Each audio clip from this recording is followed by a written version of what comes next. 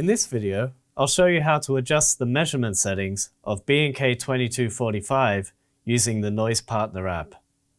To enter the sound level meter setup, we touch the sound level meter icon, where we see the same settings menus as we get on the sound level meter. Under Measurement Settings, we have Input, Measurement Control, and Broadband Parameters. Under Input, we can choose the microphone that we're measuring with, whether we're measuring in a free or diffuse field, and whether we're correcting for the influence of a windscreen. Unlike on the sound level meter, we also get descriptive text telling us what a particular setup option does. Under Measurement Control, we can choose whether we have a free or preset measurement time.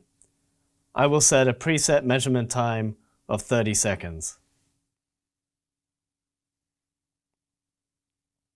We can also choose to enable or disable back arrays.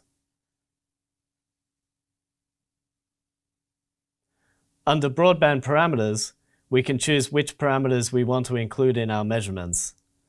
I will turn a couple of parameters on and off.